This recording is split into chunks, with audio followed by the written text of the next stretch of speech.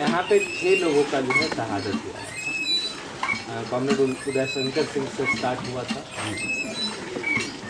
तो ये जो अगर आप सारे लोगों के बारे में जो शहादत हुआ, जो उनको मारने के पीछे कौन था, मारने का कारण क्या था, हाँ, और किस तरीके से उनकी हत्या हो गई, तो अगर आप बता सके कॉमरेड उदय शंकर सिंह से तो फिर। उदय शंकर सिंह गरीबों के साथ रहा करते थे, जुल्म अन्याय के खिलाफ बोला करते थे, खुलेआम बोला करते थे।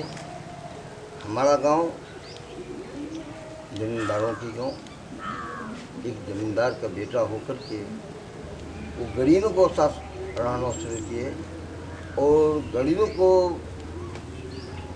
सुरक्षा के लिए वो काम करना शुरू किए।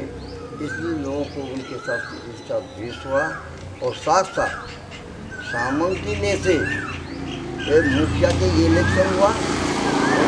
मुखिया के इलेक्शन में वो एक तरह को जीत चुके थे, जनता जनार्दन ने उनको जनादेश दे दिया जीतने को, फिर भी वोटिंग हो रहा था। लोगों ने सोचा कि इसका जीत तो सुनिश्चित होगा और उसी बीच में उनको लोगों ने हत्या करने का काम किया।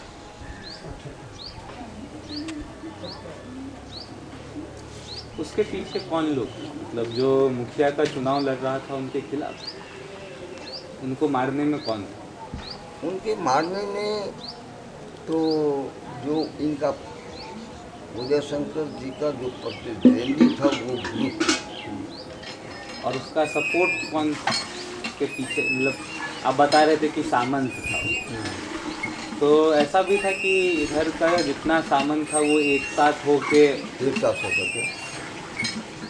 अगर हम गुनेश्वर सिंह का बात करें तो गुनेश्वर सिंह के साथ भी उसी ढंग की बात हुआ कि वो गरीबों के साथ रहते थे। गुनेश्वर सिंह, उदय शंकर सिंह ये सब जो है तो गरीबों के साथ रहते थे, गरीबों को बात करते थे।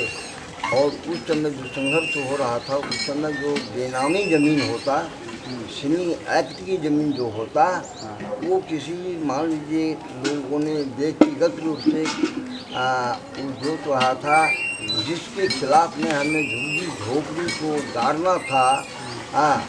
हम लोग इस चीज़ को बात कर रहे थे आपस में बैठ करके, उसी वक्त आकर के जिन दोनों उनको भी हत्या कर। जो आप सीलिंग मतलब भूमि संघर्ष का जो बात कर रहे हैं, तो यहाँ पे कहाँ पे भूमि संघर्ष जो है वो हुआ है, कौन कौन से जगह पे झुग्गी झोपड़ी बांध दिया?